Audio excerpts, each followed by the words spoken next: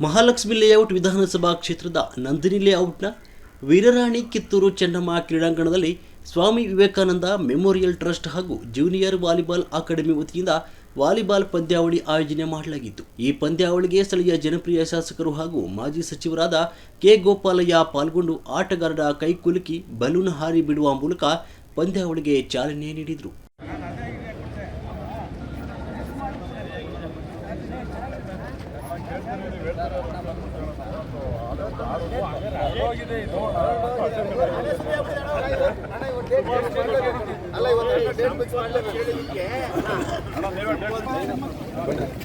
Player ಕಾವ್ಯ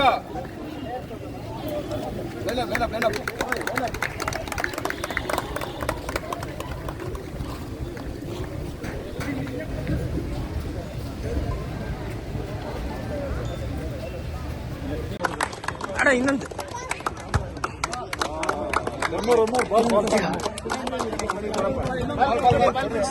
ಅಣ್ಣ ಇವ್ರು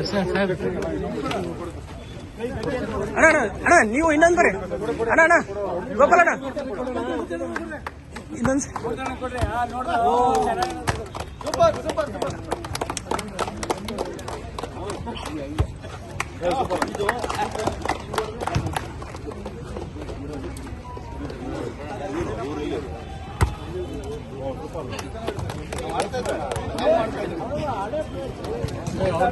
line ಮಾಡಿ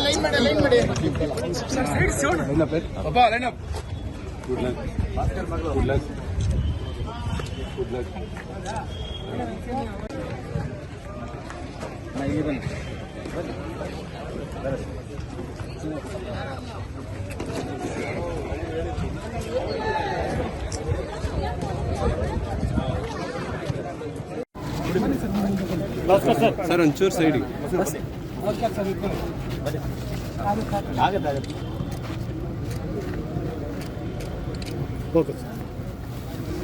ಆಯೋಜನೆ ಮಾಡಿದ್ದಾರೆ.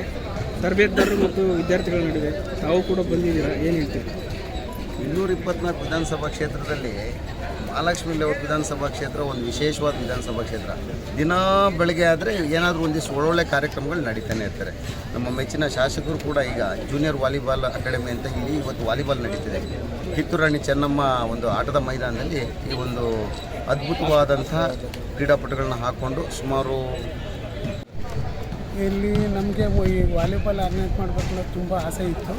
ಬಟ್ ಇತ್ತೀಚೆಗೆ ಒಂದು 3 ಮಂತ್ಸಿಂದ ನಮ್ಮ ಸ್ನೇಹಿತರು ಇಲ್ಲೆಲ್ಲ ಇದು ಮಾಡ್ತಾಯಿದ್ರು. ನಮ್ಮ ಮಕ್ಕಳೆಲ್ಲ ವಾಲಿಬಾಲ್ ಮ್ಯಾಚಲ್ಲಿ ಅವ್ರಿಗೊಂದು ಪ್ರೋತ್ಸಾಹ ಕೊಟ್ಟು ಅವ್ರಿಗೆ ಇದು ಸೌತ್ ಇಂಡಿಯಾ ಲೆವೆಲ್ ಮ್ಯಾಚ್ ಆಡೋಕ್ಕೆ ಪಾಂಡಿಚೇರಿ ಕಳಿಸ್ಕೊಟ್ಟು ಅದರಲ್ಲಿ 2 ಟೀಮು ರನ್ನರ್ ಅಪ್ ಬಂದರು.